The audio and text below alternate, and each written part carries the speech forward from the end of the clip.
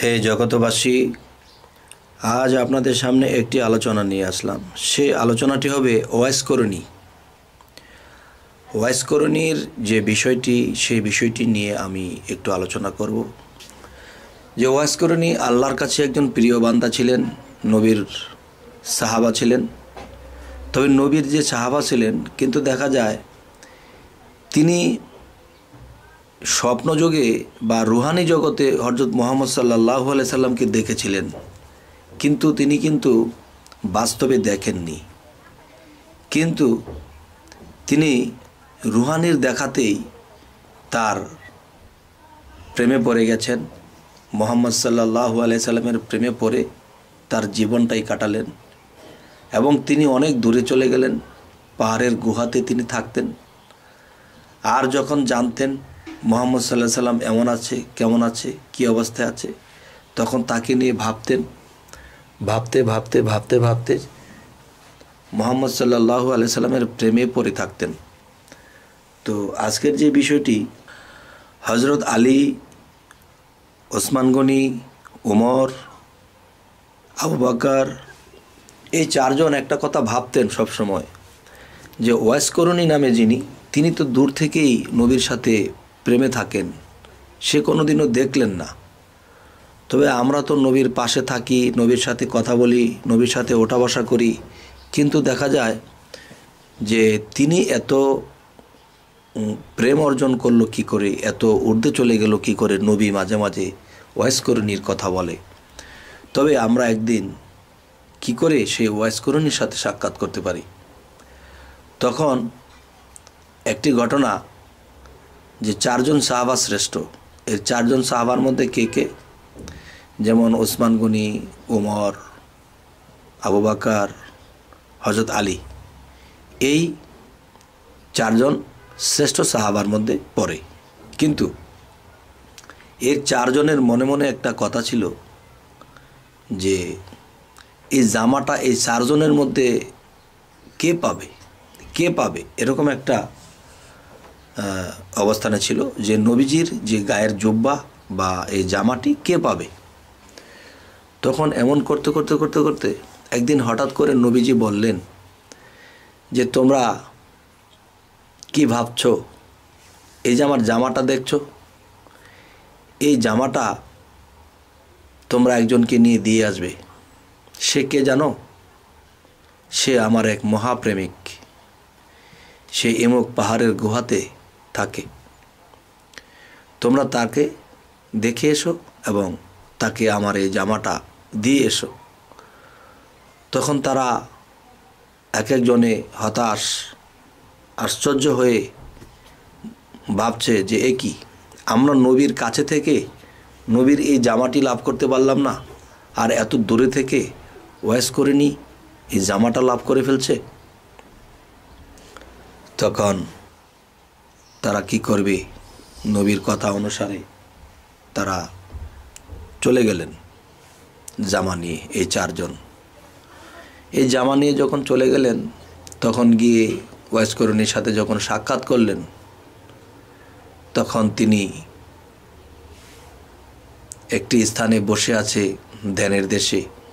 তখন তারা যখন গেল, তাদের সাথে কথাবার্তা বলতেছে এবং তাদের নামগুলো বলে দিচ্ছে, তুমি এমুক, তুমি এমুক, তুমি এমুক, তুমি আলী, তুমি ওসমান গনি, তুমি।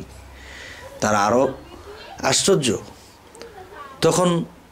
তখন হযরত আলী জিজ্ঞাসা করলেন যে আপনার কাছে আমাদের একটা কথা জানার ছিল। সে কথাটি কি? সে কথাটি হলো যে নবীর ধারে কাছে আমরা রইলাম, নবীকে এত ভালোবাসলাম, নবীর কথা অনুসারে চললাম, কিন্তু দেখা যায় যে এই নবীর জামাটা আমরা কেউ পেলাম না। এত দূরে থেকে আপনি নবীর জামা লাভ করেছেন। তখন ওয়াইস করণী বলতেছে যে হযরত আলী, তুমি একটু হাসো তো, হে ওমর, তুমি একটু হাসো তো। তখন তারা যখন হাসছিল, তাদের প্রত্যেকটা দাঁত দেখা যাইতেছে, যে তাদের দাঁতগুলো দেখা যাইতেছে, সুন্দর দাঁত নিয়ে হাসছে। তখন ওয়াজ করে নিয়ে বলতেছে যে তোমরা আমাকে একটু হাসতে বলবা। তখন বললো হ্যাঁ আপনিও একটু হাসেন। তখন হাসতে গিয়ে দেখতেছে ওয়াজ করণীর মুখে কোনো দাঁত নেই। এই বয়সে আপনার দাঁত কই? আপনার দাঁত তো একটাও নেই। তখন বলল দেখো ভাই, যে আমি যখন শুনেছি নবী ওহুদের যুদ্ধে একটি দাঁত পড়ে গেছে, তখন আমি ভাবলাম নবীর একটি দাঁত থাকবে না, আমার কেন দাঁত থাকবে? তখন একটি দাঁত সে নিজে একটা পাথর দিয়ে ভেঙে ফেললেন। এরপরে সে চিন্তা করল নবীর কোন দাঁতটি পড়েছে, নাকি এই দাঁতটা পড়লো নাকি ওই দাঁতটা পড়লো। তখন ওই পাশের দাঁতটাও ফেলে দিল। আবার কিছুক্ষণ পরে ভাবতেছে যদি এই দাঁতটা না হয়, যদি ওই দাঁতটা পড়ে থাকে, তখন ওই দাঁতটাও ফেলে দিল। এখন ভাবতেছে এই দাঁতটা নাকি পড়লো নাকি ওই দাঁতটা পড়লো। তো নবীর যেই দাঁত পড়েছে আমার সেই দাঁত কি করে রাখি? তখন দেখা যায় টোকাইতে টোকাইতে সমস্ত দাঁতগুলোই ফেলে দিলেন। তাহলে ওয়াইস করুনি এত প্রেমিক সে। তাহলে এখন কথা হলো যে এই প্রেমিক ব্যক্তি বলতেছে হে আলী, হে উমর, হে আবু বকর, হে ওসমান গনি, এখন তোমরা বলো যে নবীর দামাটা কি আমি প্রাপ্ত না তোমরা? তখন চারজনই বলতে লাগলো না না, আমরা ভুল বলেছি, এতক্ষণ বুঝতে পারিনি। আপনি নবীর যে প্রেমিক, আপনি তো এই জামাটি পাওয়ার যোগ্যতা। আজ না আসলে, নবী যদি আমাদেরকে না পাঠাইতেন তাহলে এই বিষয়টা আমরা বুঝতাম না। তবে আপনার মতো প্রেমিক যেন পৃথিবীতে অনেক হয়।